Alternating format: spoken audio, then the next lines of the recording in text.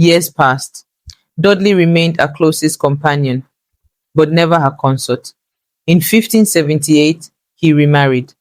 Lettice Knollys, Elizabeth's cousin, and the Queen, Elizabeth Regina, Virgin Queen, ruler of an empire shattered.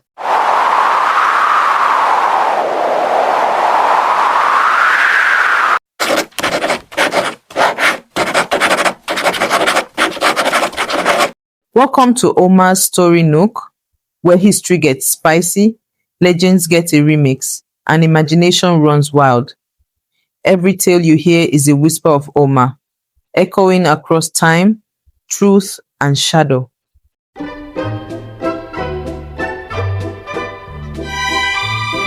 She was the Virgin Queen, sworn to England before herself. He was a childhood companion, a shadow, a spark, an impossible dream. In the shadowed halls of Tudor power, where betrayal bloomed like roses and loyalty cost more than gold, Elizabeth Tudor ruled with unmatched brilliance, but her heart beat for one man, Robert Dudley. He wasn't a prince. He wasn't even free of scandal, but he was hers, and that was both their salvation and their doom. This is the story of a crown made of thorns, a love that danced in courtly shadows, and a queen whose greatest battle wasn't against Spain, but against her own desire. They met long before the crown, when Elizabeth was just a girl, imprisoned in her sister's shadow, and Robert Dudley, son of a disgraced noble, was barely more than a servant of fate. They both survived political storms. Her accused of treason, him tainted by his father's failed rebellion. But in those dark corridors, they forged a bond, one of whispered jokes, shared glances, and trust built on knowing the taste of danger. When Elizabeth became queen in 1558, she named Robert a master of the horse, a powerful post, a trusted seat, and one that ensured he would never be far from her side. The court noticed. They dined together, hunted together, danced so closely their hands lingered longer than courtly custom allowed. And yet, he was married to Amy Robsart. And still, the queen's eyes followed him like a compass finding north, and his gaze rarely strayed. Rumors erupted like wildfire through the palace. Poets wrote veiled verses. Ambassadors sent panicked letters abroad. But Elizabeth said nothing. She didn't have to. The silence was louder than scandal, and in every breath they shed was a truth they dared not speak. Elizabeth was queen, not a woman, not entirely, not allowed to be. The crown demanded everything. Her marriage was a diplomatic weapon, a womb that could secure an alliance, a signature that could sway Europe. And Robert Dudley, he was a liability. In 1560, tragedy struck. Amy Robsart, Dudley's wife, was found dead at the foot of a staircase, broken neck, alone in her manor. No witnesses, no answers. The whispers grew teeth. Did Dudley push her? Did Elizabeth order it? The coroner said it was an accident, but court society turned cold. The people, once enamored with Dudley's charm, now looked at him with suspicion. To marry him now would doom Elizabeth's reign. And yet, she kept him close. She showered him with lands, titles, trust.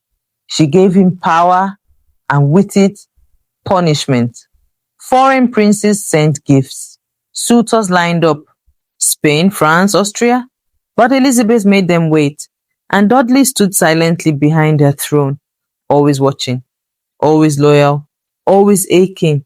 In her private chambers, she once told a confidant, "I do not want a husband who will rule me. I want one who will walk beside me." And yet, the world would not let her have even that. She ruled a nation, but her heart, that she ruled alone. Years passed. Dudley remained her closest companion, but never her consort. In 1578, he remarried. Lettice Knollys, Elizabeth's cousin, and the Queen, Elizabeth Regina, Virgin Queen, ruler of an empire, shattered, not publicly, not with tears, but with silence. She banished Lettice from court, refused to speak her name, and to Dudley she offered nothing but formalities, no fury, no fire, just ice. And yet she kept his portrait in her chambers. She read his old letters late at night. She still looked for him in every hall he no longer walked. Their love had not died, it had hardened, become a wound that refused to bleed.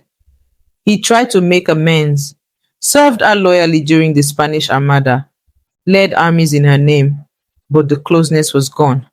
They were two stars now, distant, still burning, but fated never to touch again. And in the spaces between them lay all the things that could have been. In 1588, Robert Dudley died. A letter arrived for the Queen written in his hand. She read it once, then locked it away. Elizabeth called it his last letter. For days she did not speak, did not eat. The woman who had outwitted kings, survived plots, defeated the Armada, was undone by ink and memory. She lived for another 15 years, ruled with iron grace, but never again allowed another man near her heart. She died in 1603, alone, unmarried, but not unloved. For among her treasures in a small box near her bed, they found that letter, creased from being held, soft from being opened too many times. In her final breath, she was not a queen. She was just Elizabeth, and she was still loving Robert. Some crowns are worn on the head, others on the heart.